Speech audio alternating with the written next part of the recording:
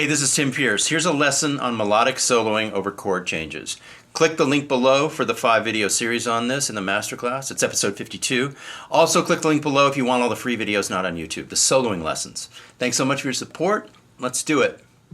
So this is some of my favorite kind of playing. It's melodic over chords that are almost pretty. So let's look at the chords first. This starts with G, up to D, down to A, and then down to E, or up to E, however you want to do it. And I leave the open B and the open E all the time because it has a really nice ringing. Makes the chord sound kind of rich and complex. So I'm barring the G chord, slide it up to D, down to A, and either up to E or down to E. One more time, G, and it's just the bottom, it's the bar chord, but I'm leaving off the top of it. Just the bottom 4 strings I'm fingering. Slide it up to D. Just hold the shape and slide it. Kind of fun to do. Slide it down to A. Slide it down to E. And so when I solo over this, I have to pay attention to the chords. Sometimes I don't. I get away with something at the beginning because over the G and D, I just advance in the key of A. I just decide to play in the key of A, and it kind of works. I'll show you.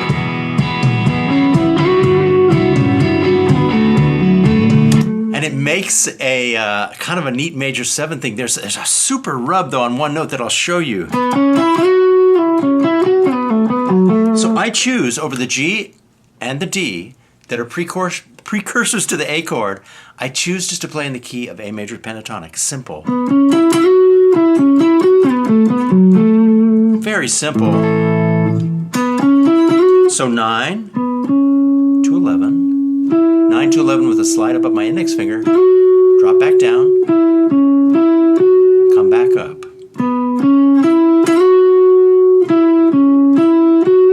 One more time. And I roll the finger over to the 4th string and slide it down. I'll break it into pieces. 9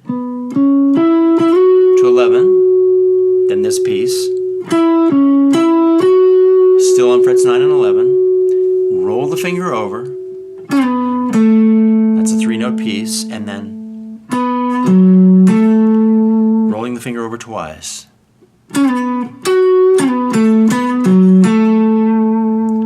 I'll do it slowly.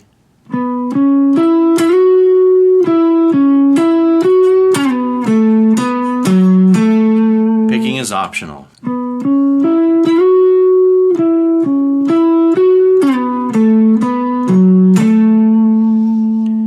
Now there is another choice that I think I would have made if I had it to do it again.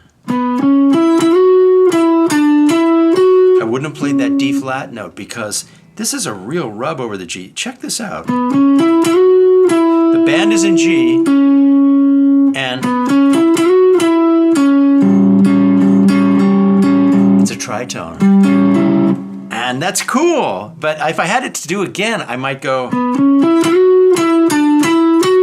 and do this D tonality, because that would really make me kind of shadowing the D chord. And let me demonstrate how that would sound. It might be a little more in tune with the band.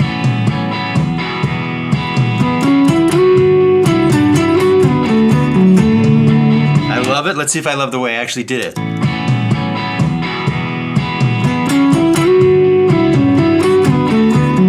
That's fine too. The reason it's fine is because I'm touching on it. It's just like bam, you're not sitting on it, you're just touching on it. And so if you're using notes that are kind of outside the scale, or the combination of they sound strange in the actual chord sequence, as long as you're just touching them and not landing on them, they can work nicely.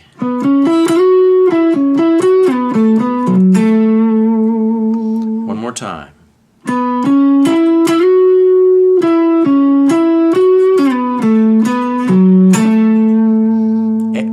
A major pentatonic, even though we have not as of yet even touched the A chord. We haven't reached it yet. We've just done G to D. But we're headed to the A, and I know that. And I think that's what makes it cool. So now we're moving into A for real, because the actual band is on an A chord for the next riff. And what happens is my hand is really in a good spot, but my index finger is on fret 7, string 4, and I have to change it out, I think, with the third finger. And I do that a lot, where I just drop in, you just take your index finger, move it, drop in the second finger. So this is walking up A scale, A major scale. So we got 7, 6, 7, and then slide up to 9. And then at 9 on the first string, strike that, and that gives you the double stop that's part of this A chord right there. So I'm seeing the A chord here and the A chord here. And this is a scale walk up. Just leaving out the... That's the first piece. The band is headed to E. I re-strike that note. It's the beginning of a new phrase. And what this is 9, pull off to 7, then 10, and then 7. And it's basically, if you see the A chord right here, it's sort of an arpeggio move.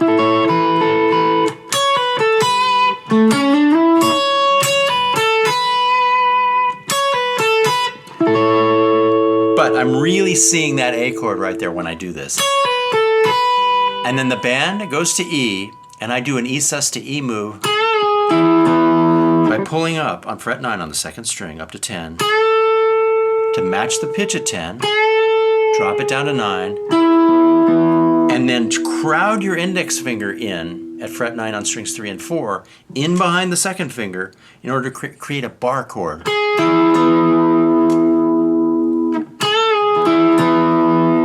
And what that is, that's pure chord playing. You know, E sus to E. It's there, it's there, it's there. So I pull up, and by smashing in, it's a bit awkward. You have to kind of bend it a bit and smash it in. You get this E bar chord. Piece of it anyway. And the notes all ring together. So let me do all of this again. 3, 4.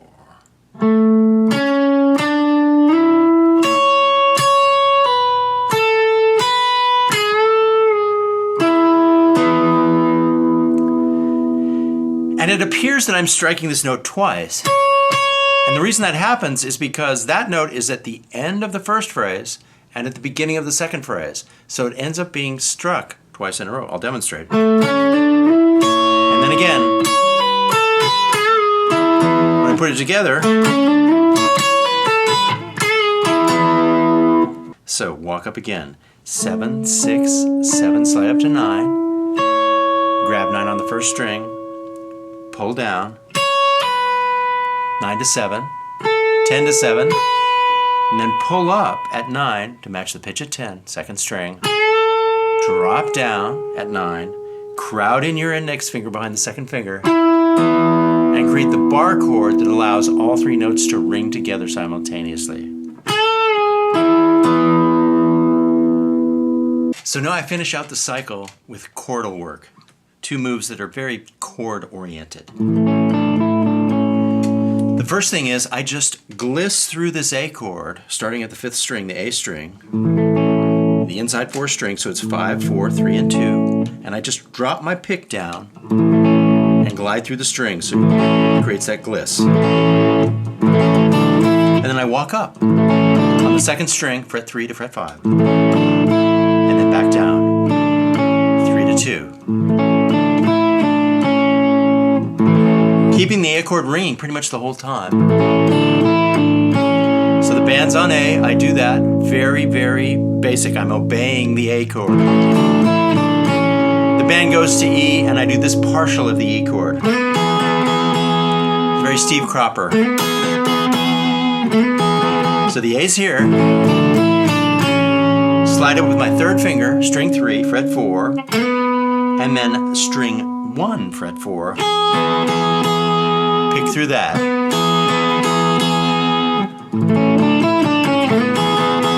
Let's hear how it speaks in the performance. Yeah.